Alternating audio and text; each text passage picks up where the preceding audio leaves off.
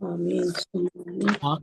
الحمد للہ رب العالمین، صلاۃ والسلام علی رسول النبی الکریم وعلی آلہ واصحابہ اجمعین۔ الحمد للہ، الحمد للہ الذی ہدانا لہذا وما كنا لنہتدی لولا ان ہدانا اللہ۔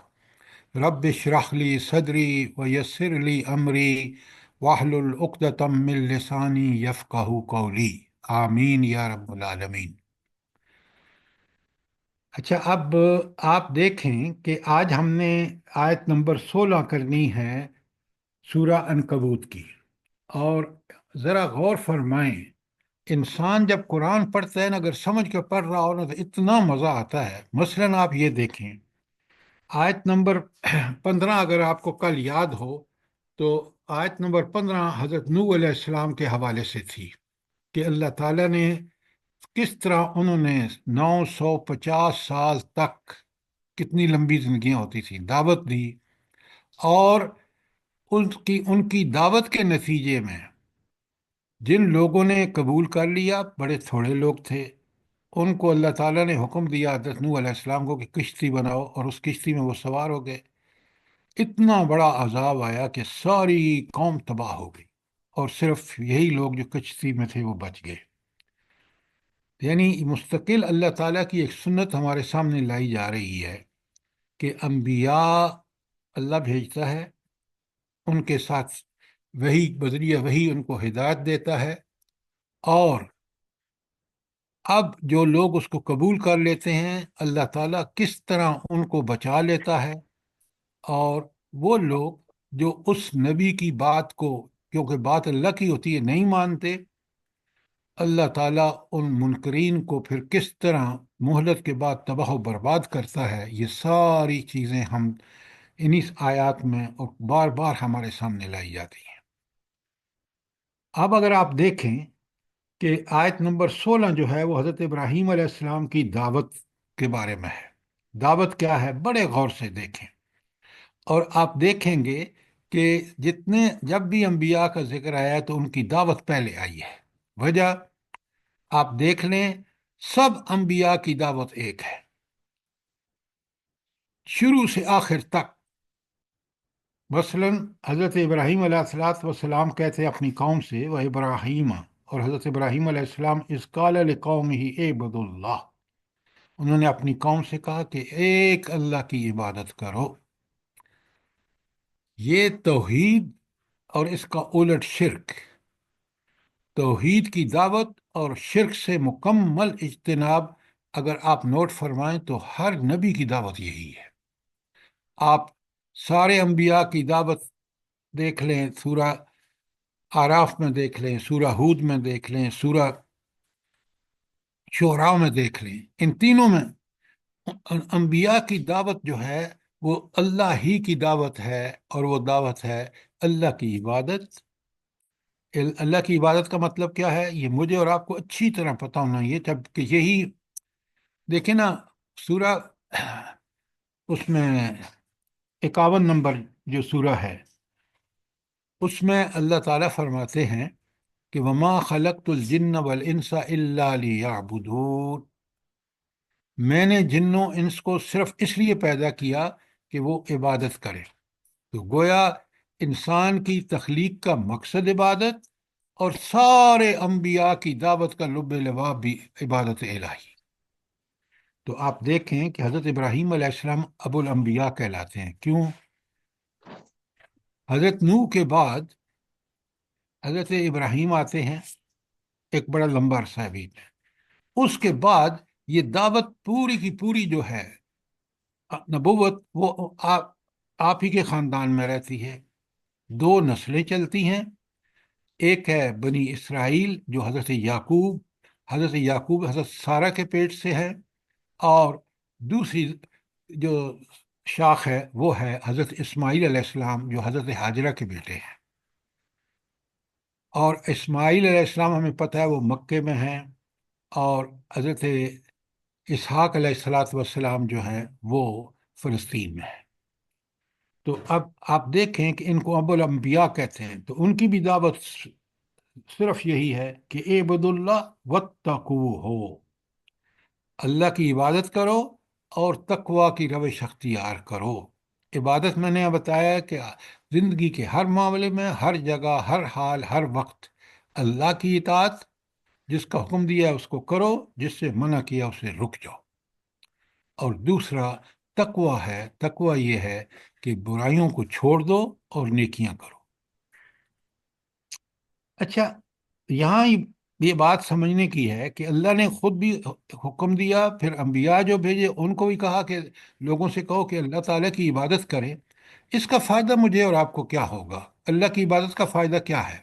اللہ کو تو کوئی فائدہ نہیں۔ کیوں؟ وہ اتنا، اللہ تعالیٰ اتنا غنی ہے کہ وہ بے پرواہ ہے، اس کے پاس خزانے ہیں، علم کے ہوں، اختیار کے ہوں، ہر چیز کے۔ تو ہمیں کیا فائدہ ہے؟ مجھے بتائیں ذرا عبادت کا۔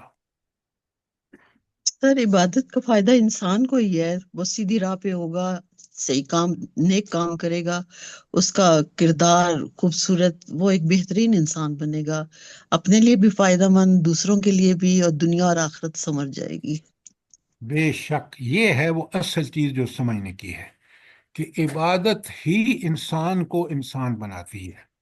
اگر وہ اللہ کی عبادت نہیں کر رہا تو وہ حیوانوں سے بدتر ہے۔ کیوں؟ یہ عبادت اور تقوی یہی اس کو بالکل اللہ کا پسندیدہ، اور دنیا میں وہ ایک مفید ترین انسان ہوتا ہے، سیرت و کردار کے اعتبار سے، اعمال کے اعتبار سے۔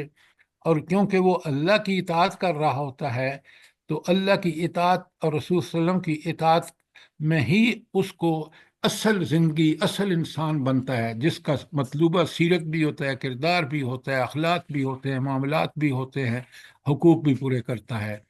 تو پھر اس کی انفرادی زندگی ہو یا اجتماعی زندگی ہو، وہ دونوں کی دونوں انسانیت کے لیے بہت، خود اس کے لیے اور انسانیت کے لیے بہت مفید ثابت ہوتی ہے۔ اس لیے آپ دیکھ لیں کہ یہ بات آپ نوٹ فرمائیں، اور قرآن بڑا کلیئرلی ہمیں بتاتا ہے، اور ہمیں مزہ آتا ہے جب دیکھیں نا، اب ہم حضرت ابراہیم کی دعوت اسلام یا دعوت خدا بندی سمجھ رہے ہیں، تو نتیجہ یہ ہے کہ ہمیں پورے انبیاء کی بات سمجھ آ رہی ہے کہ ان کی بھی دعوت یہی تھی۔ اس لیے آگے آیت کا جو ٹکڑا ہے نا، اللہ تعالیٰ فرماتے ہیں 16 کی آخر، ذالکم خیر لکم ان کنتم تعلمون، یہ تمہارے لیے بہتر ہے اگر تم اس بات کو جانو اور سمجھو تو، کہ تم انسان اور انسانی معاشرے کے لیے بہترین انسان اسی وقت بن سکتے ہو جب آپ اللہ تعالیٰ کی عبادت کا حق ادا کریں۔ اور اگر یہ نہیں کریں گے تو زمین میں فساد پیدا ہوگا۔ تو زمین میں کو فساد سے بچانے کے لیے بھی انسان جو ہے وہ اللہ کی عبادت کا حق ادا کرے، اور یہی انسان کے لیے بہتر ہے۔ یہ تھی آیت نمبر 16۔ کوئی سوال ہو، کوئی چیز کلیئر نہ ہو، بتائیں۔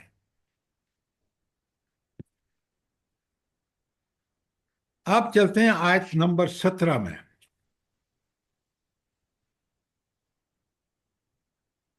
اچھا، اب یہاں بتایا جا رہا ہے کہ یہ جو اللہ کے چھوڑ کر دوسروں کی عبادت کرتے ہیں، تو یہ شرک ہے۔ شرک اس لیے کہ آپ نے اللہ تعالیٰ کی ذات، صفات اور حقوق میں مخلوق کو شریک کر لیا۔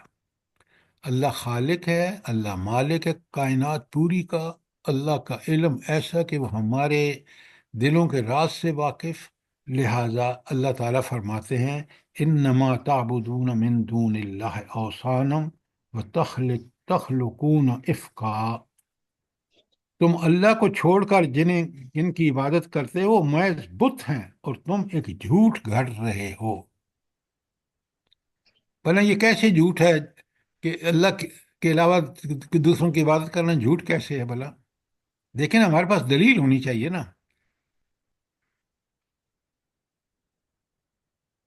وہ خود پیدا کیے گئے ہیں، وہ خود کچھ پیدا نہیں کر سکتے۔ جبکہ بالکل۔ سارے سارے انبیاء نے کہا کہ ایک اللہ کی عبادت کرو، تو پھر وہ اور کیسے معبود ہو سکتے ہیں؟ نعوذ باللہ۔ ہاں لیکن ہمیں سمجھانا ہے دوسروں کو میڈم، ہمیں، کہ وہ اس لیے معبود نہیں ہو سکتے کہ جیسے ہماری بہن نے کہا کہ وہ خود مخلوق ہیں، وہ کیسے ان میں وہ صفات آ گئیں مخلوق میں جو خالق کی صفات ہیں؟ خود انسان اپنی پیدائش پہ غور کرے تو اس کو سمجھ آتا ہے کہ مجھے اللہ تعالیٰ نے، میرا نام و نشان نہیں تھا، ایک بوند سے ماں اور باپ کے اس سے مجھے بندہ انسان بنا کے کیا کچھ بنا دیا، اور اشرف المخلوقات بنا دیا، تو کیا میں اس ہستی میں شریک کروں کسی کو؟ لا حول ولا قوت ہے۔ تو یہ جھوٹ ہے، اور جھوٹ اس لیے کہ اس کے لیے کوئی دلیل نہیں ہے۔ اللہ تعالیٰ فرماتے ہیں ان الذین تعبدون من دون اللہ لا یملکون لکم رزقا، یہ اللہ تعالیٰ کو چھوڑ کر جن پر کہ تم پوجا کرتے ہو، پرستش کرتے ہو، وہ تمہیں کوئی رزق بھی دینے کا اختیار نہیں رکھتے۔ الہ کون ہے؟ آپ کیوں کہتے ہیں ہر نماز کی رکعت میں سورہ فاتحہ میں ایاک نعبد و ایاک نستعین؟ اس لیے کہ طاقت، قدرت، سننا، جواب دینا، اس کو پورا کرنا، یہ اللہ ہی کی صفت ہے، کسی انسان کی صفت نہیں۔ تو لہٰذا اگر اللہ کو چھوڑ کر آپ کسی اور کو اللہ کا درجہ دے رہے ہیں تو اس کی تو کوئی حیثیت ہی نہیں ہے، وہ تو خود پابند ہے اللہ تعالیٰ کے قوانین کا، چاہے فرشتے ہوں، جن ہوں، کوئی انسان ہو، نباتات، جمادات، حیوانات، دیکھ لیں، ہر چیز پابند ہے اس کے احکام کی۔ تو پہلی بات کہ غیر اللہ کی عبادت جھوٹ۔ نمبر دو، اللہ تعالیٰ فرماتے ہیں کہ جن کی تم عبادت کرتے ہو وہ تو تمہیں رزق بھی نہیں دے سکتے، تمہاری بات بھی نہیں سن سکتے۔ نمبر تین، وَابْتَغُوا عِندَ اللَّهِ رزق، اپنا رزق کس کے پاس تلاش کرو؟ اللہ کے پاس، اس سے دعائیں مانگو، رازق وہ ہے۔ کتنی بڑی بات ہے تیسری۔ چوتھی، وَاشْكُرُوا لَهُ، اور اسی کا شکر ادا کرو۔ اچھا، کیوں شکر ادا کرو بلا؟ شکر کیوں ادا کرنا چاہیے؟ پہلی بات، شکر اس لیے ادا کرنا چاہیے کہ جس کے احسان ہوتے ہیں اس کا شکر گزار ہونا چاہیے۔ بھئی آپ پر کوئی انسان چھوٹا سا احسان کرتا ہے تو آپ اس کا شکر کرتے ہیں۔ والدین کا اس لیے شکر کرتے ہیں کہ انہوں نے ہمیں پالا پوسا، لیکن یہ والدین ہوں یا کوئی اور ذریعہ ہو وسائل ملنے کا، تو وہ صرف اور صرف اللہ کی وجہ سے ہے، اس نے یہ سب دیے ہیں۔ تو شکر، اصل میں شکر اس کا ہے، پھر ان لوگوں کا شکر ہے جو ہمارے اوپر احسان کرتے ہیں۔ تو پہلا کہ سارے، اب دیکھیں ایک ایک کو دیکھیں، اور آخری بات، دو الفاظ، وَإِلَيْهِ تُرْجَعُونَ، یہ، اور تم نے پلٹنا اسی کی طرف ہے۔ تو یہ کیا چیز ہے بھلا الہی ترجعون جو ہے، اس کا پہ یقین ہونے کا فائدہ کیا ہے؟ بتائیں مجھے۔ محاسبہ سر، جی؟ محاسبہ ہونا ہے جو کرتے رہے ہو۔ اوہو جو جی، تو آپ ہمارا ترجمہ کر رہے ہیں۔ جو دنیا میں ہمارا کردار ہوگا تو ہم برائی کی طرف نہیں جائیں گے اور اچھائی کی طرف جائیں گے، کہ ہمیں یقین ہوگا کہ جس رب نے ہمیں پیدا کیا ہے وہ ہم پلٹائے جائیں گے اسی کے پاس، اور ہم نے حساب دینا ہے ہر نعمت کا، ہر یہ ہوئی نا بات، یہ ہے دلیل۔ اور اگر یہ میرے ذہن میں پکی سچی ہے، اس پر میرا یقین ہے، تو میری زندگی بالکل اس شخص سے بالکل مختلف ہوگی جس کو یہ یقین نہیں ہے۔ اور آج مسلمانوں کا مسئلہ ہی یہی ہے کہ اگر مجھے یہ ڈر ہو کہ مجھے اس اللہ کے سامنے حساب دینا ہوگا اس پوری زندگی کا، جیسے ہماری یہ بہن کہہ رہی ہے، تو آپ سوچیں کہ میں یہ زندگی بڑے محتاط طریقے سے گزاروں گا، میں عبادت سے ذرا برابر نہیں ہٹوں گا کہ اس کے حکم کا عمل کروں اور اس کے منع کرنے پر رک جاؤں۔ یہ قرآن کو دیکھیں، کتاب ہدایت ہے۔ یہ دلائل ہی تو مجھے، جب یہ حقیقتیں قرآن نے جو بیان کی ہیں، ان کو جب میں سمجھ جاتا ہوں اور یہ میری سوچ اور فکر کا حصہ بن جاتی ہیں، تو یہ میرے عمل اور کام کرنے کا بھی حصہ بن جاتی ہیں، اور میں برائی سے بچ جاتا ہوں۔ دیکھیں ایک ایک، اسی لیے قرآن کہتا ہے کہ وَإِذَا تُلِيَتْ عَلَيْهِمْ آيَاتُهُ، جب ان پر ہماری آیات تلاوت کی جاتی ہیں، زادتہم ایمان، آپ دیکھ لیں ایک ایک، ابھی اسی آیت 17 کو دیکھیں، نمبر 1، یہ جو تم اللہ کو چھوڑ کر دوسروں کی عبادت کرتے ہو یہ جھوٹ ہے، اس کی کوئی حقیقت ہے ہی نہیں۔ نمبر 2، کتنی بڑی بات ہے، کس طرح میرا ایمان پکا ہوگا؟ پھر جن کی تم عبادت کرتے ہو وہ کسی کام کے نہیں ہیں، وہ تمہاری کوئی خواہش پوری نہیں کر سکتے، تمہیں رزق نہیں دے سکتے، اس لیے کہ ان کے پاس نہ طاقت ہے نہ قدرت ہے۔ اس کے بعد دیکھیں ایک ایک آیت کے ٹکڑے کے بات کر رہا ہوں، فَابْتَغُوا عِندَ اللَّهِ رِزْقًا، اللہ کے پاس تم ہر قسم کا رزق تلاش کرو۔ تمہارا جسمانی رزق ہو، زمین ہر چیز پیدا کر رہی ہے، نباتات دیکھو، جمادات دیکھو، حیوانات دیکھو، یہ سب چیزیں اللہ نے تمہارے لیے پیدا کی ہیں۔ اور روحانی رزق کہاں سے آتا ہے، جلدی بتائیں؟ وہی سے سر جی، قرآن و وہی سنت وہی کے ذریعے ہاں، وہی قرآن و سنت سے، جزاک اللہ۔ تو ذرا بات کو کھول کے سمجھے نا، تو ایک ایک آیت کے اندر پھر فرمایا وَاعْبُدُوهُ، کیونکہ وہ رازق ہے، وہ تمہاری دلوں کے حال کو جانتا ہے، لہذا عبادت اس کی کرو۔ اور اس کے کتنے احسان ہیں، میں آپ اور میں دیکھیں، آپ اس وقت دیکھیں کہ اللہ نے ہمیں کس طرح اس نے ہماری مدد فرمائی کہ ہم قرآن کو پڑھ رہے ہیں، قرآن کو سیکھ رہے ہیں، اور اس کا شکر ادا کریں۔ اور پھر آخری بات، یہ آخری بات جو ہے نا، یہ دونوں کے لیے، کافروں کے لیے بہت بڑی وعید ہے، بہت بڑی وارننگ ہے، اور مومنوں کے لیے بہت بڑی تسلی ہے۔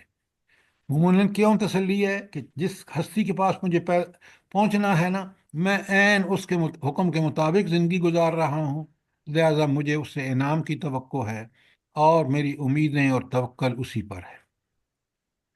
اور کافر کو وارننگ دی جا رہی ہے کہ سوچ لو، کر لو، دنیا میں چند روز کی دنیا ہے، آخرت اور اس کے نتائج کے نتیجے میں تو دائمی اور ابدی زندگی ہے۔ تو آپ نے دیکھا کہ ایک آیت قرآن کی کس طرح میرے یقین، ایمان اور عبادت میں اضافہ کرتی ہے۔ کوئی سوال آیت 17 کے بارے میں؟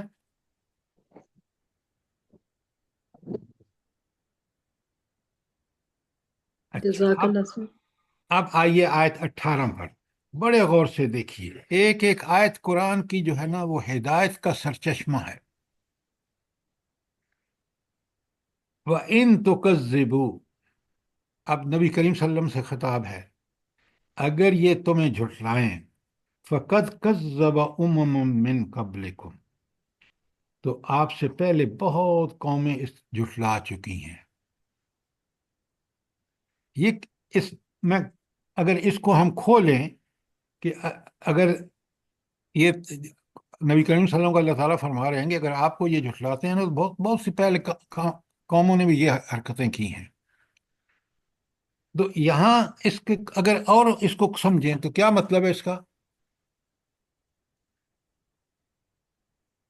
سر نبی کریم صلی اللہ علیہ وسلم کو تسلی جت- دی جائے۔ دیکھیں جتنے یہاں جتنے بھی پہلے رسول آئے یہ ہیں تسلی دی ان کو جا سب رہی ہے کچھ نا نبی جھٹلایا صلی گیا۔ اللہ علیہ وسلم کو کہ تم پریشان نہ ہو، پہلے بھی جتنے نبی آئے ہیں تو انہیں قوموں نے جھٹلایا ہے، اور عذاب ان پہ آیا ہے۔ ان پر ان کا انجام برا، عذاب الہی ہوا ہے، اس لیے آپ فکر نہ کریں۔ یہ آپ کا کام کیا ہے؟ آگے بتا دیا، وَمَا عَلَى الرَّسُولِ إِلَّا الْبَلَاغُ الْمُبِينُ، رسول صلی اللہ علیہ وسلم کا تو کام صاف صاف پہنچا دینا ہے۔ اب آزادی اس اللہ نے دی ہے ان لوگوں کو کہ چاہیں تو اس کو قبول کر لیں، قبول کریں گے تو دنیا اور آخرت کے فائدے، اور اگر انکار کریں گے، جس کا اللہ نے اختیار محدود دیا ہے، تو اللہ نے یہ اختیار دینے کے بعد انسانوں پر چھوڑ دیا ہے۔ اس لیے نبی کریم صلی اللہ علیہ وسلم سے اللہ فرما رہے ہیں کہ آپ تو بس کھول کھول کے حکمت کے ساتھ ادعو الی سبیل ربک بالحکمت والموعظۃ الحسنہ، بہترین انداز میں اس دعوت کو پہنچا دیجئے، باقی مجھ پہ چھوڑ دیجئے۔ اللہ تعالیٰ ان کو جو قبول کر کے اس طرح زندگی گزاریں گے، وہ دنیا میں بھی زندگی کے مزے لیں گے، کیونکہ اطاعت الہی اور اطاعت رسول میں گزر رہی ہے، اور آخرت میں جنت ملے گی۔ لیکن ان لوگوں کو یہ جو دنیا کے پجاری ہوں گے، ان کو دنیا میں بھی ذلت اور آخرت میں بھی۔ اور یہی چیز آج آپ امت مسلمہ نام و نہاد امت مسلمہ جو آج کی ہے وہ دیکھ رہے ہیں کہ کیونکہ ہم نے زبان سے کہتے ہیں، عملاً نہیں کرتے۔ جب عملاً نہیں کرتے تو نتائج بھی نہیں ملتے، اور ذلت اور پستی دیکھیں کیسا مقدر ہے۔ تو اس آیت 18 میں ایک تو نبی کریم صلی اللہ علیہ وآلہ وسلم کو تسلی دی جا رہی ہے، دوسرا مکذبین کو جو ان کو اللہ تعالیٰ وارننگ دے رہے ہیں، اور وارننگ کے ساتھ بتا رہے ہیں کہ تاریخ میں دیکھ لو، جس کسی نے نبی حضرت نوح کو دیکھ لو، قوم عاد کو دیکھو، قوم سمود کو دیکھو، فرعون کو دیکھو، قوم لوط کو دیکھو، جو برائیوں میں لتھڑی ہوئی تھیں، ان کو اللہ نے نبی بھیج کر ہدایت کی تو دی دعوت، اور جب انہوں نے نہیں مانا کچھ مہلت بھی دی تاکہ ان پر اتمام حجت ہو جائے۔ پھر جو دنیا میں بھی عذاب آیا، اور آخرت کا تو ابھی باقی ہے معاملہ۔ کتنی بڑی انسان کو وارننگ دی گئی کہ اگر تم نے قبول کر لیا تو تمہارے لیے خوشخبری ہے، اگر انکار کر دیا تو پھر تاریخ اٹھا کے دیکھ لو کہ کیا انجام ہوا ان کا۔ اور رسول صلی اللہ علیہ وسلم کا کام، ہر رسول کا، اور بالخصوص آخری کا، کہ آپ جو ہے اس پیغام کو پہنچانے کا حق ادا کریں۔ اور آپ نبی کریم صلی اللہ علیہ وآلہ وسلم کی 13 سال مکی زندگی دیکھ لیں، ہم سیرت پڑھ رہے ہیں، آپ مدینے کی 10 سال دیکھ لیں، کس طرح آپ نے اس پیغام کو لوگوں تک پہنچانے کا ٹھیک ٹھیک حق ادا کیا۔ یہ تھی آیت نمبر 18۔ کوئی سوال؟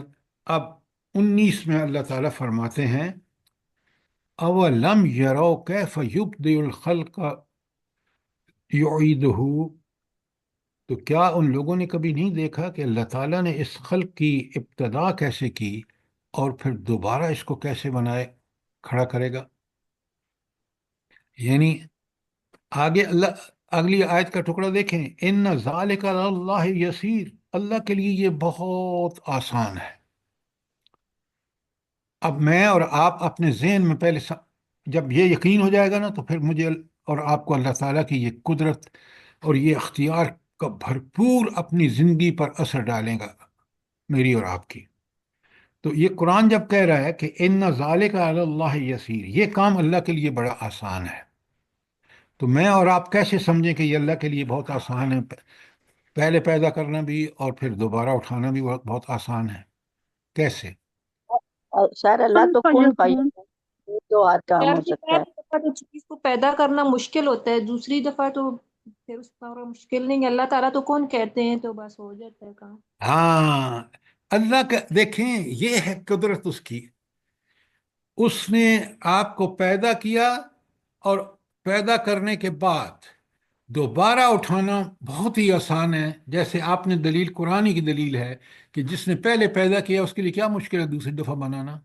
جب وہ نتھنگنیس سے، کوئی اس کا زمین پیدائش سے پہلے اس کا نام و نشان نہیں تھا، اس کو جب اس نے بنا دیا اور پیدا فرما کر اس کو صلاحیتیں، میں اور آپ ہر آدمی دیکھ سکتا ہے کہ کس طرح اس نے مجھے پیدا فرما کر کس طرح بچپن، لڑکپن، جوانی، بڑھاپے میں کس طرح اس نے میری حفاظت فرمائی۔ تو کیا وہ ہستی جس نے یہ سب کچھ کیا میرے آنکھوں کے سامنے، وہ مجھے دوبارہ پیدا نہیں کر سکتا؟ یہ یقین جو ہے، یہ میری زندگی کا بہترین سرمایہ ہے عمل کے لیے، اور یہ اللہ تعالیٰ کے لیے بہت آسان ہے کہ جس مخلوق کو عدم سے وجود میں لایا، وہ بالکل نہیں تھی، اس کو دوبارہ پیدا کرنا تو کوئی مشکل ہی نہیں ہے۔ تو اس لیے اللہ تعالیٰ کے لیے ہر کام آسان ہے۔ کیوں؟ وہ اتنی طاقت اور قدرت کا مالک ہے، جب وہ حکم دیتا ہے تو وہ چیز کن کہتا ہے تو ہو جاتی ہے۔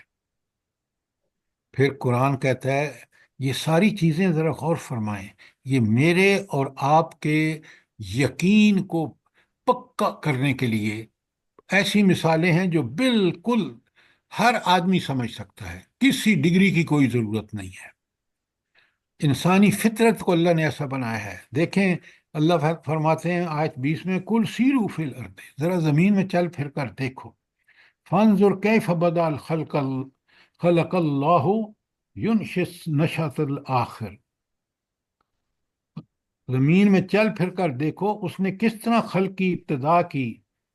پھر اللہ پہلی بار زندگی بخشنے کے بعد وہ دوسری دفعہ کیسے نہیں بخش سکتا؟ ضرور بخشے گا. ان اللہ علی کل شیء قدیر. اچھا، یہ جو آیت کا ٹکڑا ہے ان اللہ علی کل شیء قدیر، اس میں ایک خاص لفظ ہے. کون سا لفظ ہے جو بہت ہی اہم ہے؟ جلدی شے بتائیں. کل کل اللہ شیء قدیر سر. کل کل دیکھیں، قدرت تو ہے لیکن ہر چیز میں، ہر عمل میں کل شیء قدیر، وہ ہر چیز پر قدرت رکھتا ہے. یہ تو انسان کی پیدائش کی بات ہو رہی ہے نا کہ پہلے پیدا کیا دوبارہ بھی کر سکتا ہے. نہیں، وہ ہر کام کل شیء قدیر، ہر چیز پر قادر ہے. دیکھیں نا یہ جو اللہ تعالیٰ کس طرح اس پوری کائنات کو چلا رہا ہے، کتنا بڑا کام ہے. مخلوقات دیکھیں تو بے حساب، زمین کی مخلوق کو دیکھیں، پانی کی مخلوق کو دیکھیں، آسمانی مخلوق کو دیکھیں، پھر آپ دیکھیں نباتات، جمادات، حیوانات، اور پھر گنتے جائیے ان سب کو کس طرح منظم طریقے سے پوری کائنات چل رہی ہے. تو اللہ کل شیء قدیر اگر میری سمجھ میں آ جائے نا تو پھر اللہ کی عبادت جس کی ہر نبی نے آ کے دعوت دی ہے وہ بھی مجھے سمجھ میں آ جاتا ہے، اور پھر میں بالکل پابند ہو جاتا ہوں. اسی لیے یہ دلائل ہیں قرآن کے، ان کو میں سمجھ کے جب یہ میرے یقین کا حصہ بن جاتے ہیں تو میرے لیے اللہ تعالیٰ کی عبادت کرنا بڑا آسان ہو جاتا ہے. تو یہ جو اللہ تعالیٰ کی کاریگری ہے یہ ہم اپنی پیدائش کے حوالے سے مشاہدہ کر رہے ہیں. تو ہمیں اور پھر ہم جب آیات کائنات کو اپنی عقل فہم سے سمجھتے ہیں تو ہمیں پتہ چلتا ہے کہ وہ صرف اسی پر قدرت نہیں رکھتا کہ ہمیں پیدا کیا اور دوبارہ کر سکتا ہے، بلکہ وہ ہر چیز پر اسی کی قدرت چلتی ہے. اللہ کل شیء قدیر. سر جی، جب ہمارا کوئی کام نہیں ہو رہا ہوتا اور ہمیں کوئی آس بھی نظر نہیں آ رہی ہوتی تو یہی جملہ تو ہمیں آگے چلاتا ہے کہ ان اللہ علی کل شیء قدیر، کہ میرا رب ہر چیز پہ قادر ہے اور وہ میرے سارے کام کرے گا انشاءاللہ. یہ آپ اس لیے کہہ رہے ہیں کہ آپ کو یقین ہے، الحمدللہ. اور یہی یقین مطلوب ہے. اسی یقین کے تحت ہم جب یہ یقین ہمارا ہوتا ہے تو ساری امیدیں اس سے، سارے اعتماد اور بھروسے اس پر. یہ معمولی بات نہیں ہے. اچھا، کوئی سوال آیت 20 کے بارے میں؟ ذرا 21 کو پڑھتے ہیں اور سمجھتے ہیں. بسم اللہ الرحمن الرحیم. یعذب من یشاء و یرحم من یشاء. جسے چاہے سزا دے اور جسے چاہے رحم، جس پر چاہے رحم فرمائے. اس کا مفہوم کیا ہے؟ اس کا مطلب کیا ہے پورا؟ جلدی بتائیں. سر اللہ تعالیٰ تو سبحان اللہ ہیں، اور ان میں کوئی عیب نہیں ہے. وہ اپنے علم کی بنا پر عذاب بھی دیں گے اور رحم بھی کریں گے، اور یہ ان کے لیے ہوگا جنہوں نے اپنی فطرت کو ماس نہیں کیا ہوگا، جو ایمان لائے ہوں گے اور جنہوں نے نیک عمل کیے ہوں گے ان پہ اللہ تعالیٰ رحم کریں گے. اور جنہوں نے اپنی فطرت مست کر لی، برے کاموں میں پڑے، انبیاء کی دعوت کو جھٹلایا، تو ان پہ ان کو اللہ تعالیٰ عذاب میں ڈالیں گے.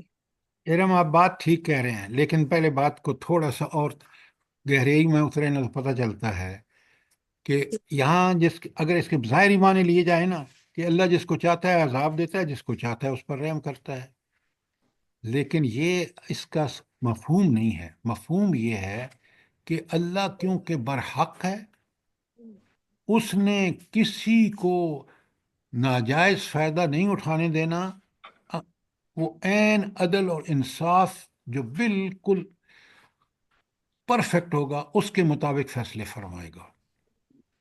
تو جو وہ عذاب بھی دے گا تو عین عدل و انصاف کے مطابق کہ وہ بندہ عذاب کا مستحق ہوگا.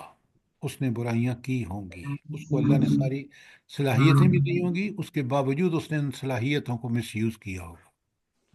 تو یہاں ہم اس کا جب ترجمہ کریں گے تو اللہ تعالیٰ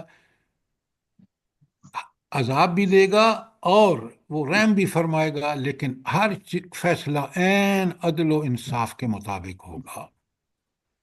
یہ ایسا نہیں ہے کہ ہم اس کے ظاہری معنی لیں کہ جس کو چاہے عذاب دے، جس کو نہیں.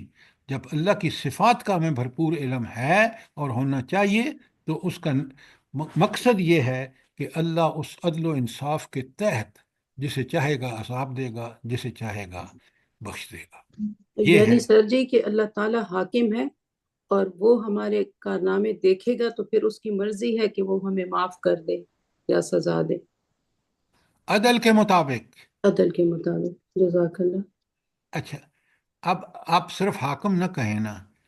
اللہ تعالیٰ کا جو قرآن میں آتا ہے نا المالک القدوس، ہائے ہائے کاش ہم سمجھیں وہ کیسا بادشاہ ہے جو ہر نقص سے پاک ہے. بے شک. مالک القدوس، یہ دنیا کے بادشاہ دیکھ لیں، یہ حکمران دیکھ لیں، یہ اسٹیبلشمنٹ دیکھ لیں، یہ ججز دیکھ لیں، یہ ان کے ہاں وہ انصاف کا معیار ہرگز نہیں جو میرے رب کے ہاں ہوگا. تو بڑی اہم یہ چیزیں ہیں جو قرآن کے طالب علم کو اچھی طرح سمجھنی چاہیے.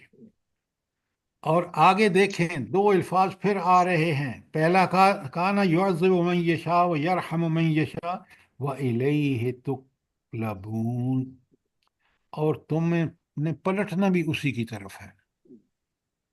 جب وہ عذاب کے مستحق ہوگا تو عذاب دے گا، اور اگر اس کی تابعداری فرمانبرداری اور مسلم بن کر زندگی گزاری ہے تو تمہیں انعام دے گا، تم پر رحم کرے گا. لہذا وہاں جو الیہ تقلبون کا مطلب یہ ہے ساری تقلبون کہ تمہیں پلٹایا جائے گا، تم پھر اسی کی طرف پھیرے جاؤ گے. تو اس ہستی کے سامنے جب تم نے حساب دینا ہے تو ذرا ہوش سے زندگی گزار. سر دیکھیں آیت کے اس پہ یہ کیسی اللہ نے وارننگ دیتے ہیں نا کہ بھی کر لو جو کچھ کرنا ہے، کر لو، اڑا لو، آؤ گے میرے اور پاس ہی. آؤ گے تو میرے پاس ہی نا. ہر چیز کا حساب اس کو تو دینا ہے نا. ہم لوگوں نے جانا تو اسی کی طرف ہے. میڈم آپ جو بات یہ کہہ رہی ہیں کتنا نا، یہ خوبصورت قرآن آیت. بار بار ہمارے سامنے اس لیے لاتا ہے کہ یہ ہمارا یقین بن جائے. جی بالکل آج انشاءاللہ. مسلمانوں کا یقین نہیں ہے، دنیا میں غرق، ایسے غرق کہ قرآن کتنی پیاری تصویر کشی کرتا ہے سورۃ تکاثر میں، الہاکم التکاثر حتی زرتم المقابر. دنیا پرستی میں لگے ہوئے ہو اور اتنے غرق ہو کہ تمہیں ہوش اس وقت آتی ہے جب لبے گور پہنچ جاتے ہو. حتی زرتم المقابر.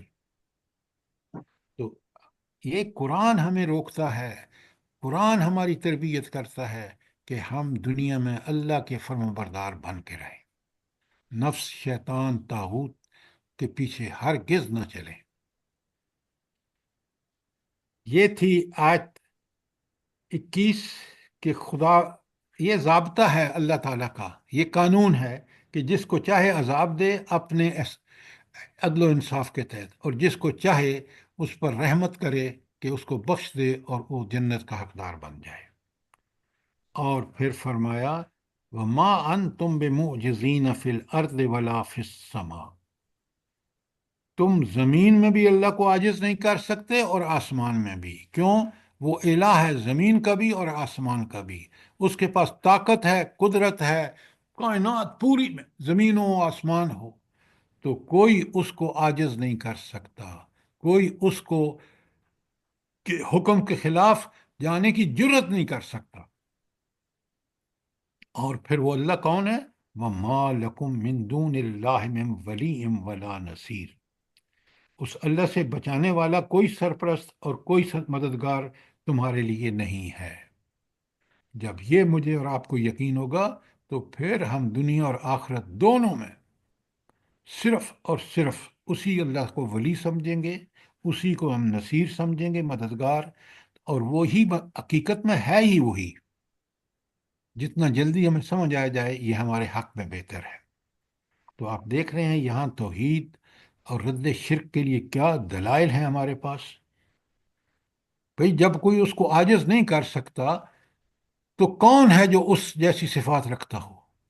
وہ تو صفات میں بالکل یکتا اور تنہا اور اکیلا ہے، اور اسی کی مدد سے ہم ہر نیکی کر سکتے ہیں، لیکن مدد وہ جب کرے گا والذین جاہدوا فینا لنہدینہم سبلنا، اگر ہم اس کے راستے میں بھرپور کوشش کریں گے تو وہ ہستی ہمیں ضرور بے ضرور اب ہمیں طاقت دے گی۔ تو اس کے وہ ولی اور نصیر جب ہوگا جب ہم اس سے مانگیں گے اور اس کے لیے بھرپور کوشش کریں گے، اور اس کوشش کے لیے اللہ تعالیٰ نے ہمیں سارے ذرائع وسائل سب کچھ دے دیا ہے، اور یہی دیکھ رہا ہے کہ ہم ان ذرائع اور وسائل کا کام لے کر اس کی رضا کے لیے کام کرتے ہیں، یا کوئی اور ہماری مال پرستی، ہوس پرستی، شیطان پرستی، طاغوت پرستی۔ اگر یہ چیزیں ہیں تو پھر یہ تباہ کن ہے۔ تو کوئی ایسی جگہ نہیں ہے جہاں چھپ کے اللہ تعالیٰ سے چھپ سکے، کوئی جگہ ایسی نہیں ہے جہاں پر بھاگ کے وہ پناہ لے لے، کوئی اور ہستی نہیں ہے جو اس کو پناہ دے سکے اس اللہ کے مقابلے میں، کیونکہ اس کی طاقت اور قدرت کا کوئی مقابلہ نہیں کر سکتا۔ وہ علی کل شیء قدیر ہے۔ یہ ہے وہ یقین جو قرآن ہمیں چاہتا ہے کہ تم اس یقین کے ساتھ زندگی گزارو، اس اللہ کے ساتھ یہ تمہارا طریقہ ہونا چاہیے۔ کوئی سوال آیت 22 کے بارے میں؟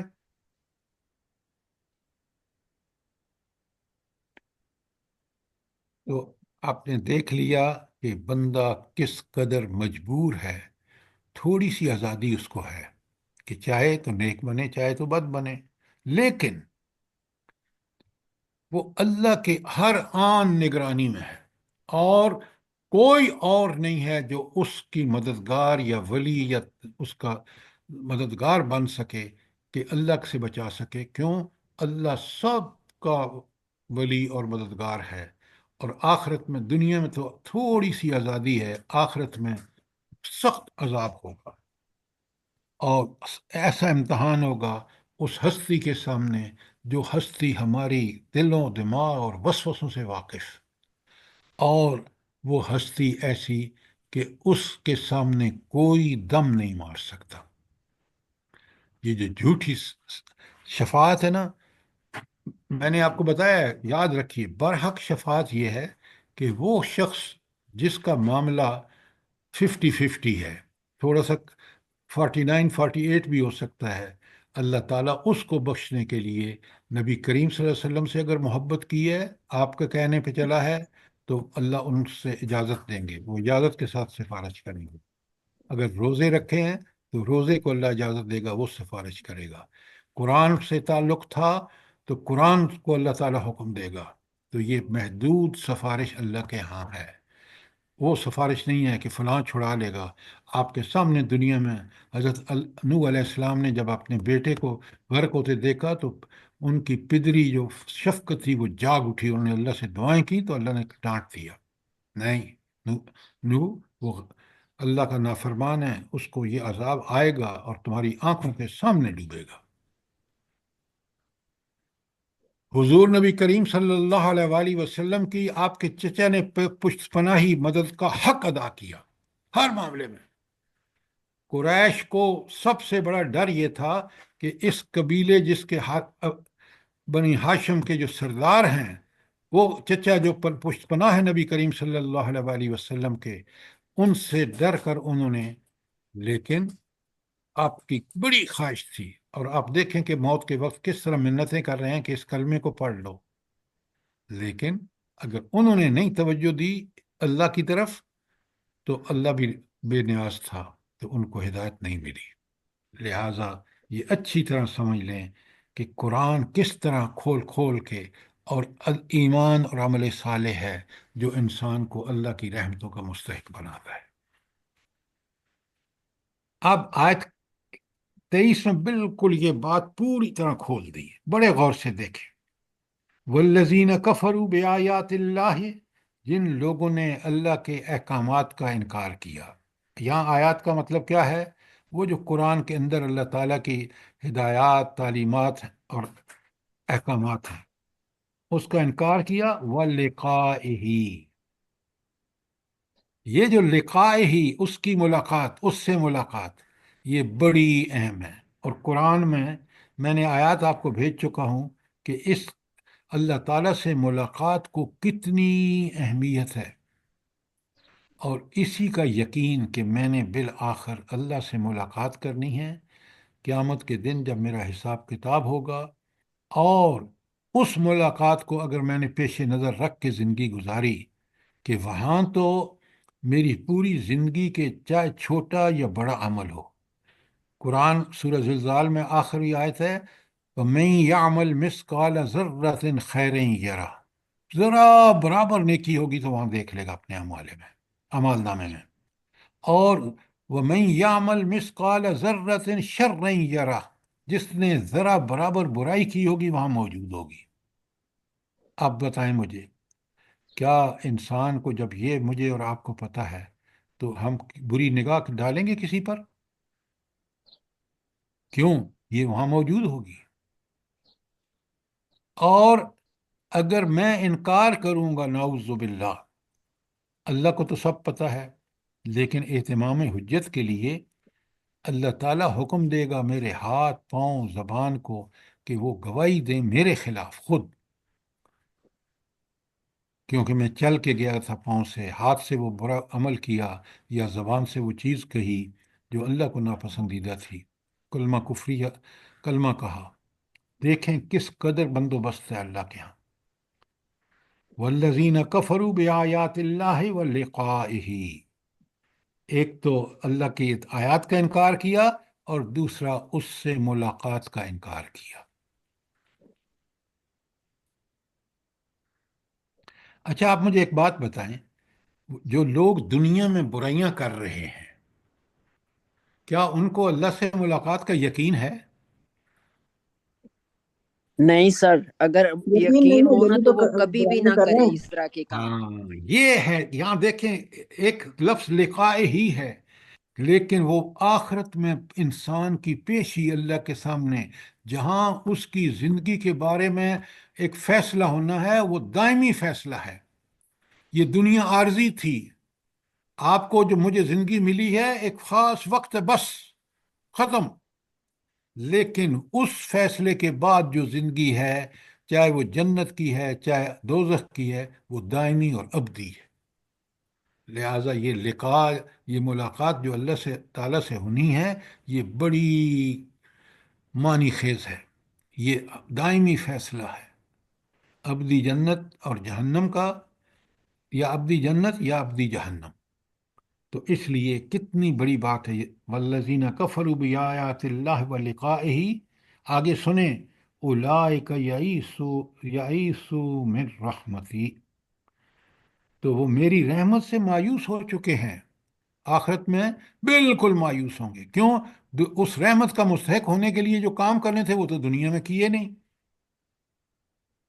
پھر اللہ کا فیصلہ کیا ہوگا؟ وَأُولَئِكَ لَهُمْ عَذَابٌ عَلِيمٌ، ان کے لیے دردناک عذاب ہے، دردناک سزا ہے۔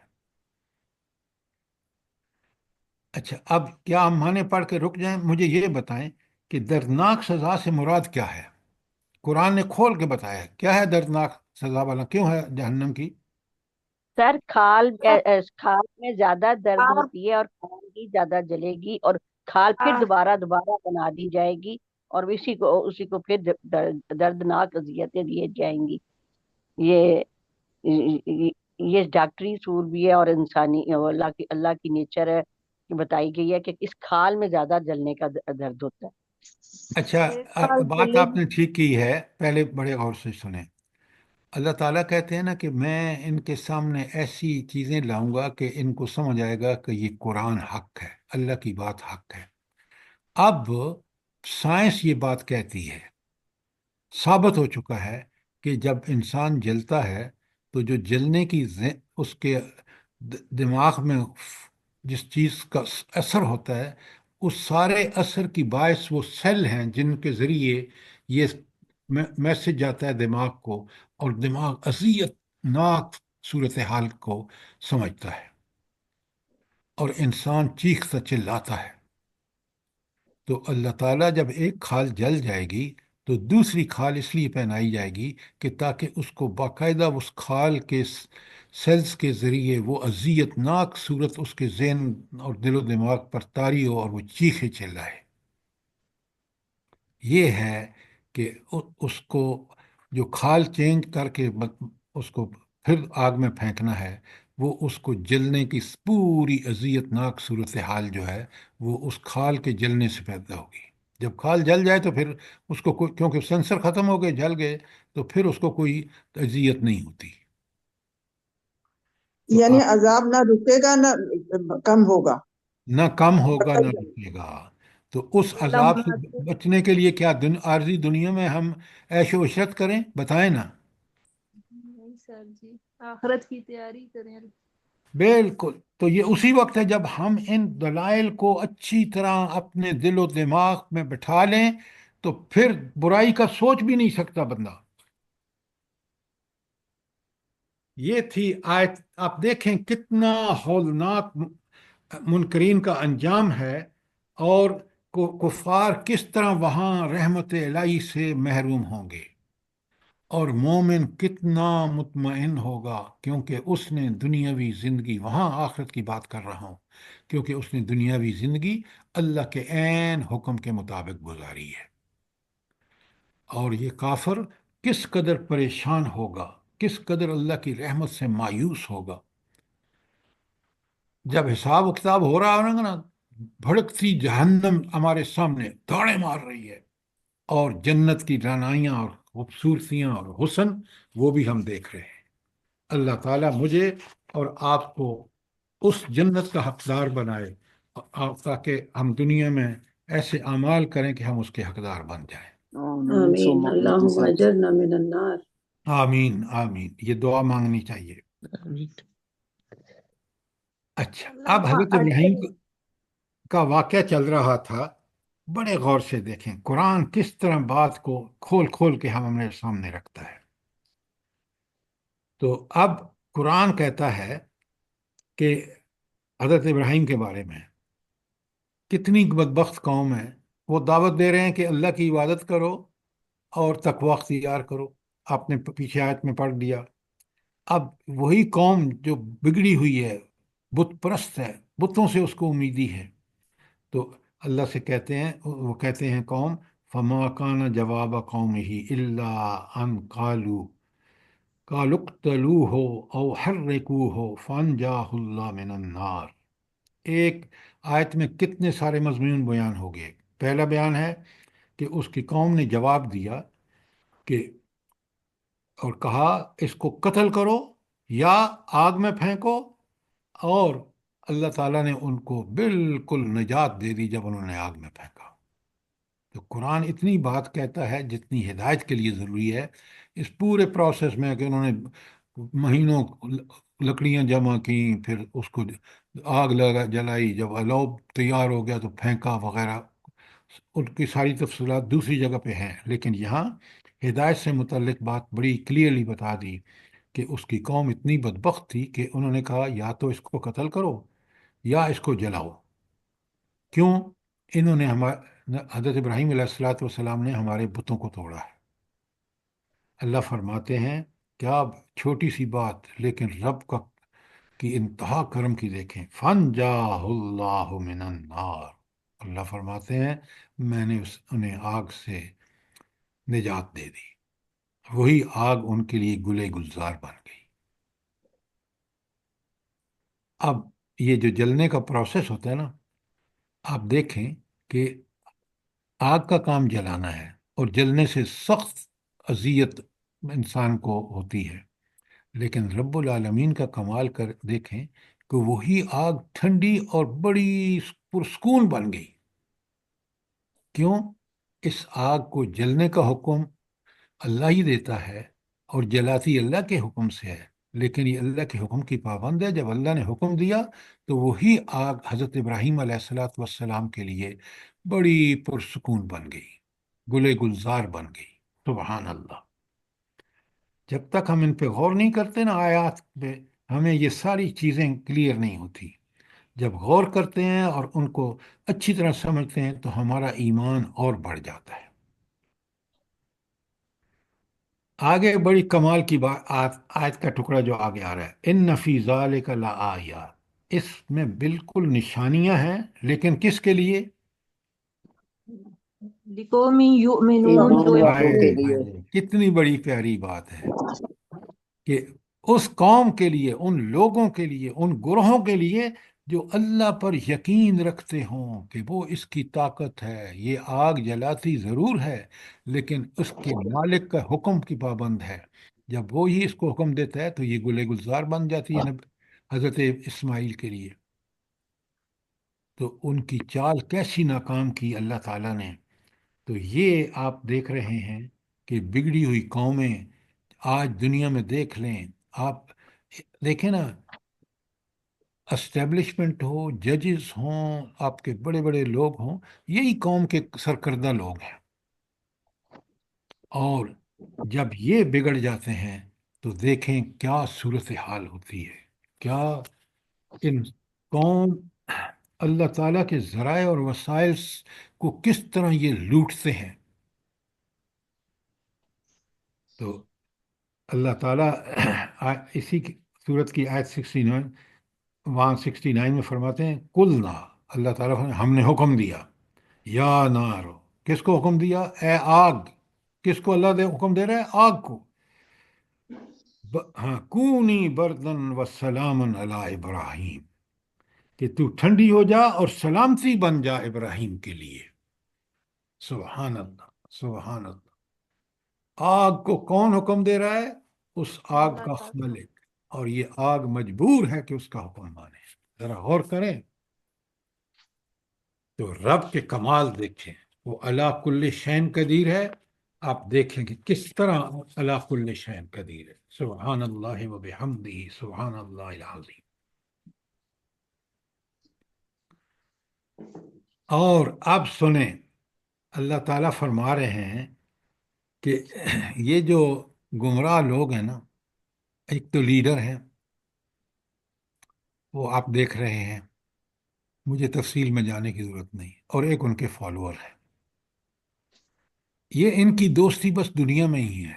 یہ نعرے جو لگا رہے ہیں نا لیڈروں کے لیے، یہ دنیا میں تو اللہ نے کیونکہ تھوڑی سی محدود آزادی دی ہے، لیکن آخرت میں یہ ایک دوسرے کے دشمن ہوں گے. کیوں؟ دونوں جب جہنم میں جائیں گے نا، ایک دوسرے پر الزام تراشیاں کریں گے. کتنی پیاری بات ہے. اللہ تعالیٰ فرماتے ہیں وَقَالَ إِنَّمَا اتَّخَذْتُم مِّن دُونِ اللَّهِ أَوْثَانًا، تو اس نے کہا تم نے دنیاوی زندگی میں تو اللہ کو چھوڑ کر بتوں کو مودت بینکم فی الحیات الدنیا، تو ان بتوں کو آپ نے دنیاوی زندگی میں محبت کا ذریعہ بنایا ہوا ہے. لیکن اللہ فرماتے ہیں ثم یوم القیامت یکفر بعضکم ببعض، یہ ایک دوسرے کا انکار کریں گے قیامت کے دن. وَيَلْعَنُ بَعْضُكُمْ بَعْضًا، اور ایک دوسرے پر لعنت بھیجیں گے. لیڈروں پر پیرو لعنتیں بھیجیں گے اور پیرووں پر لیڈر لعنتیں بھیجیں گے. وَمَأْوَاكُمُ النَّارُ، ایسے لوگوں کا ٹھکانہ آگ ہوگی. وَمَا لَكُم مِّن نَاصِرِينَ، اور کوئی وہاں ان کا مددگار نہ ہوگا. کتنا برا انجام ہے. آپ دیکھیں کہ گمراہ لیڈر ہوں یا گمراہ پیروکار ہوں، ان کی دوستی دنیا تک ہے، اور آخرت میں جب وہ سارا انجام دیکھیں گے تو لیڈر کہیں گے کہ خود بے وقوف تھے، ہمارے پیچھے کیوں چلے؟ اللہ نے تو بندوبست کر دیا، نبی بھیج دیا، وحی کے ذریعے ہدایت بھیج دی، لیکن یہ ان گمراہ لیڈروں کے پیچھے چلتے رہے، یہ طاغوت کے پیچھے چلتے رہے. آج دیکھ رہے ہیں سارے مسلمان حکمران جو ہیں وہ امریکہ اور امریکہ کی وجہ سے نیتن ہاؤ جو مسلمان بچوں، عورتوں اور کس قدر ظلم کی انتہا ہے، تاریخ میں ایسی مثالیں نہیں ملتی جو انہوں نے اس وقت غزہ میں کر رکھا ہے کوئی غیرت ہم مسلمانوں میں، ان حکمرانوں میں ہے کوئی غیرت؟ اللہ اکبر، کتنا برحق ہے اللہ کی کتاب، کس طرح کھول کھول کے ہمارے سامنے رکھا کہ دنیا میں اور آخرت میں جب جائیں گے نا، آپ پتہ کیا، جن کو یہ فالو کریں نا طاغوت، وہ بھی اللہ کے سامنے بے بس، وہ کہیں گے یہ خود ہی بے وقوف تھے، ہمیں کیوں بلیم کرتے ہیں کہ ہم نے ان کو گمراہ کیا؟ بھئی آپ مجھے بتائیں نا، آج مسلمان حکمرانوں کے لیے، ان طبقوں کے لیے اللہ کی ہدایت کس طرح محفوظ ہے؟ یہ قرآن اللہ نے اپنی حفاظت میں لے کر اس کا کامہ فل سٹاپ بالکل وہی نبی کریم صلی اللہ علیہ وآلہ وسلم کی احادیث مبارکہ پر جو کام محدثین نے کیا ہے کہ ایک ایک صاف کر کے رکھ دیا کہ یہ حدیث برحق ہے اور کیٹیگرائز کر دیا، اس کے مثال نہیں ملتی دنیا میں کہ کسی نے اتنا احادیث پہ کام کیا ہو۔ اس کے باوجود اب اللہ تعالیٰ کہہ رہے ہیں کہ یہ الزام لگانے والے چاہے پیرو ہوں یا وہ لیڈر ہوں جن کی انہوں نے پیروی کی، دونوں ایک دوسرے کے خلاف وہاں بولیں گے، اور پھر دونوں کو اللہ تعالیٰ کہے گا ان کو جہنم میں داخل کرو اور ان کو دوہرا عذاب دو۔ تو میں پھر ترجمہ کرتا ہوں، کوئی سوال ہو تو ضرور پوچھیے۔ وقال انما اتخذتم من دون اللہ اوثانا، اللہ نے فرمایا تم نے دنیا کی زندگی میں اللہ کو چھوڑ کر بتوں کو اپنے درمیان، مودتم بینکم، ایک دوستی بنائی دنیا میں اپنے درمیان، فی الحیات دنیا میں، ثم یوم القیامت یکفر بعضکم ببعض، قیامت کے دن تم ایک دوسرے کا انکار کرو گے۔ کیا مطلب؟ پیرو ان کا انکار کریں گے، یہ ہم نے تو ان کو نہیں کہا تھا، یہ خود ہی ہمارے پیچھے نعرے لگاتے تھے، اور پیرو کہیں گے کہ نہیں، ان کو اللہ عذاب دے کیونکہ انہوں نے ہمیں گمراہ کیا۔ تو اللہ تعالیٰ فرماتے ہیں، اگلی آیت ٹکڑا ہے، وَيَلْعَنُ بَعْضُكُمْ بَعْضًا، اور وہ قیامت کے دن فیصلے کے بعد ایک دوسرے پر لعنت کریں گے۔ اور اللہ فرماتے ہیں آگے، وَمَأْوَاكُمُ النَّارُ، ان کا ٹھکانہ جہنم ہوگا، اور وَمَا لَكُم مِّن نَاصِرِينَ، کوئی وہاں مددگار نہیں ہوگا۔ اب مجھے بتائیں کہ اس کے بعد انسان کیسے کہے گا وہاں اللہ سے، جب کہ یہ آپ کے سامنے ان گمراہ لیڈروں اور گمراہ لوگوں کی پوری صورتحال اللہ نے آخرت میں جہنم میں کیا کر رہے ہیں ہمارے سامنے رکھ دی۔ اس سے ہمیں عبرت لینی چاہیے، ہمیں اللہ اور اس کے رسول کی عبادت کا حق ادا کرنا چاہیے، جو ہر نبی نے، جس طرح آپ نے شروع کی آیت میں دیکھا کہ ابراہیم علیہ السلام جو ابو الانبیاء ہیں، وہ کہہ رہے ہیں کہ ایک اللہ کی عبادت کرو اور تقوی کی زندگی گزارو، یہ تمہارے لیے بہتر ہے، اسی میں دنیا اور آخرت کی بھلائیاں ہیں، ورنہ اگر تم نے اللہ کی عبادت نہ کی تو پھر دنیا کا وہی حشر جو آج دیکھ رہے ہیں آپ ذرا غور فرمائیں۔ آج بالکل آپ اگر دیکھیں نا تھوڑا سا میڈیا کو، تو پتہ چلتا ہے کہ جو کچھ ٹرمپ کر رہا ہے وہ اتنی بے وقوفانہ حرکتیں کر رہا ہے کہ دنیا پوری ایسے لگ رہی ہے کہ پتہ نہیں کس وقت کیا کچھ ہو جائے۔ جی اور سر، جب بالکل خوف کا عالم ہے۔ ہاں، لیکن ڈاکٹر صاحبہ اگر آپ پڑھیں نا باب الفتن کی احادیث جو اس آخری دور کی ہیں، دور فتن کی، دجالی دور کی، بالکل آپ کو کلیئر ہو جاتا ہے کہ اب اللہ تعالیٰ جو ہے وہ اس آخرت کا وقت آ چکا ہے، کیونکہ سارے، اور اللہ تعالیٰ مجھے اور آپ کو وہ ایمان دے کہ کل اگر دجال کا ظہور ہو تو دجال بہت بڑا فتنہ ہوگا۔ اللہ پاک معاف کرے ہم لوگوں کو سب کو سر۔ آمین۔ ہاں، معاف کر دے گا اگر ہمیں اس پر یقین ہو، اور اس قرآن کو ہم اس طرح پڑھیں سمجھیں کہ یہ سارے فتنے اسی وقت انسان ان کا مقابلہ کر سکتا ہے، اس ایک پکے سچے استقامت والے ایمان کے ساتھ، اور وہ ایمان بنتا ہے علم قرآن کا، حدیث کا، اور اس کے مطابق عمل۔ بات سمجھ آئی ہے کہ نہیں آئی؟ جی سر، جزاک اللہ خیر، اللہ جی پاک سر، آپ کو بہت جزائے خیر دے۔ سر اس آیت میں سر ویسے تو لفظ بت کا استعمال ہوا ہے نا، جی لیکن اصل تو وہ مفادات ہیں نا، جن کی بنیاد پہ یہاں پہ لوگ جو ہے نا وہ آپس میں ایک ہو جاتے ہیں۔ بالکل آپ نے ٹھیک کہا۔ دیکھیں نا، یہ تو ساری جو اللہ تعالیٰ بت کا لفظ استعمال کرتے ہیں نا، یہ ہر زمانے میں اس کی شکلیں مختلف رہی ہیں۔ بالکل آج آپ نے ٹھیک کہا کہ آج ان کے مشترکہ مفادات ہیں۔ مثلا آپ دیکھیں، آج جو لوگ پاکستان کو دیکھ لیں مثال کے طور پر، آپ دیکھ رہے ہیں کہ سارے یہ جمع اوپر مشترکہ مفادات کی وجہ سے ہیں، اور یہ معاشرے کے وہ لوگ ہیں جن کو اگر میں آپ سے کہوں نا کہ ان کو اپنے گھر میں چوکیدار رکھ لیں، آپ کبھی نہیں رکھیں گے۔ کیوں؟ یہ اتنے اللہ کے باغی ہیں کہ انہوں نے ایکا کر رکھا ہے اپنے مفادات کی وجہ سے۔ تو آج ان کا بت ان کی اپنی نفسانی خواہشات اور ان کے اپنے مفادات کی محبت ہے۔ اب بات سمجھ آ گئی؟ جی سر بالکل۔ ویسے ایک دوسرے سے لڑتے رہتے ہیں، اور جب تنخواہوں کے بڑھانے کا وقت آتا ہے تو اپوزیشن اور حکومت ایک ہو جاتے ہیں۔ دیکھیں، آپ جو بات کہہ رہے ہیں وہ ٹھیک ہے، لیکن وہ بظاہر لڑتے ہیں۔ یہاں کی بات کو الگ رکھیں، اور آخرت میں جب اللہ کے سامنے پیش ہوں گے تو وہاں صورتحال بالکل مختلف ہوگی۔ یہ بے بس ہوں گے، بالکل بے بس ہوں گے اس اللہ کے سامنے اور آخرت میں، اور وہاں کی لڑائی بالکل حقیقی لڑائی ہے، کیونکہ وہ دیکھ رہے ہیں کہ ہمارا مقدر جہنم ہے، اور وہ سمجھ رہے ہیں جو پیروگ ہیں، فالوورز جو ہیں، کہ یہ تو ہمیں ان کے بعدوں مطلب ہم نے بھروسہ کیا تو آگ جہنم میں جا رہے ہیں۔ اور وہ لیڈر جو ہیں وہ کہہ رہے ہیں کہ یہ خود ہی گمراہ تھے، تو ہم نے تو گمراہی ان کو اس لیے کیا کہ یہ خود گمراہ تھے پہلے۔ تو لہذا دنیا اور آخرت دونوں کو کلیئرلی سمجھیں الگ الگ۔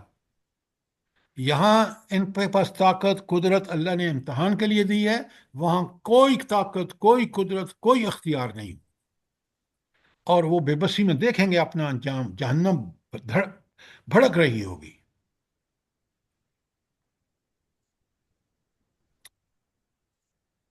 آپ دیکھ رہے ہیں کہ کس طرح ایک ایک آیت جب ہم سمجھ کے پڑھتے ہیں تو ہمارا دل اور دماغ کس طرح یقین کی کیفیت میں ہو جاتا ہے، اور پھر وہ جو برائیاں آپ کہتے ہیں نا کہ ہمیں برے وسوسے آتے ہیں، وہ انسان کو اللہ تعالیٰ سے ایسا تعلق اور دل و دماغ پر اللہ کی طاقتیں اور اللہ کی قدرتیں، اللہ کل شین قدیر بکل شین علیم، جب یہ طاری ہو جاتی ہے تو انسان سوائے اللہ سے ڈرنے کے اور اس کے پاس کوئی فرصت ہی نہیں ہوتی، اور شیطان بھاگ جاتا ہے۔ جب اللہ کا یقین پیدا ہوتا ہے اور انسان اللہ کی رضا کے لیے کوشاں رہتا ہے تو پھر برائیاں اس سے دور ہو جاتی ہیں، شیطان اس سے دور ہو جاتا ہے۔ سر جی، یہ اللہ تعالیٰ نے تو ہمیں صاف بتا دیا نا، مودۃ بینکم فی الحیات الدنیا۔ ہاں، یہ ان کی دنیا میں جو دوستیاں ہیں وہ صرف مفادات کی وجہ سے ہیں، جی اور مومن کا مفاد ایک ہے، کیا؟ کہ اللہ کی عبادت، تقوی کی روش۔ اللہ تعالیٰ مجھے بھی اور آپ کو وہ توفیق عطا فرمائے۔ آمین ثم آمین۔ سر جی، آج میرے ابو کی آمین برسی ہے، ثم 21واں آمین۔ روزہ ہے، تو آپ دعا کریں ہم لوگوں اللہ کی تعالیٰ ان کی بخشش فرمائے۔ آمین آمین ثم آمین، اللہ قبول فرمائے۔ آمین۔ تو اب ٹائم ختم ہو گیا، کیونکہ لہذا آج آیت 25 کا کل انشاءاللہ 26 کریں گے۔ برائے انشاءاللہ مہربانی سر۔ قرآن کو فائدہ کریں ابلا سے کہ میں اس قرآن کو ٹھیک ٹھیک سمجھوں گا یا سمجھوں گی، اور پھر اسی کے مطابق قرآن و سنت کے مطابق زندگی گزارنے کی کوشش کروں گی۔ انشاءاللہ انشاءاللہ انشاءاللہ سر، ہم لوگوں انشاءاللہ۔ کو کل تو سب کو انشاءاللہ سیرت کی توفیق دے۔ کلاس ہوگی، کل جی تو انشاءاللہ سیرت کی کلاس، کل تو انشاءاللہ سیرت کی ہاں، کلاس کل ہوگی۔ کل سوری، کل سیرت کی کلاس ہوگی، بالکل۔ آپ نے ایک چیز نوٹ فرمائی ہے کہ جتنا سیرت کو سمجھیں گے قرآن کو سمجھنے کی آسانی، جتنا قرآن کو سمجھیں گے اتنا ہی سیرت کو سمجھنے کے لیے آسانی، اس لیے کہ قرآن تھیوری ہے اور سیرت اس کا پریکٹیکل ہے، تو دونوں ایک دوسرے کو سپورٹ کرتے ہیں، انفورس کرتے ہیں۔ اللہ تعالیٰ مجھے بھی اور آپ کو سمجھنے کی توفیق عطا فرمائے. آمین ثم آمین ثم آمین. ہم لوگوں کے اولادوں کو بھی اور تمام دنیا کے مسلمانوں کو سمجھنے کی توفیق دے پروردگار، اور معاف کر دے ہم لوگوں کے گناہوں کو، ہم لوگوں کی آمین. دعاؤں کو قبول فرما لے پروردگار، اور ہم لوگوں کی توبہ کو قبول فرما لے. ربنا تقبل منا انك انت السميع العليم وتب علينا انك انت التواب الرحيم. جزاک آمین ثم آمین. جزاک اللہ خیر سر. اللہ پاک آپ کو بہت خوبصورت جزائے خیر دے اور صحت تندرستی والی زندگی دے. اسی طرح ہم لوگ آپ سے جڑے رہیں سر، آمین آمین ثم اور آمین. تمام دنیا کے مسلمانوں کو بھی ہمت اور توفیق دے سو قرآن اور سنت پہ چلنے کی اور سمجھنے کی. اللہ پاک ہم لوگوں کی سمجھ بوجھ کو بڑھا دے. آمین.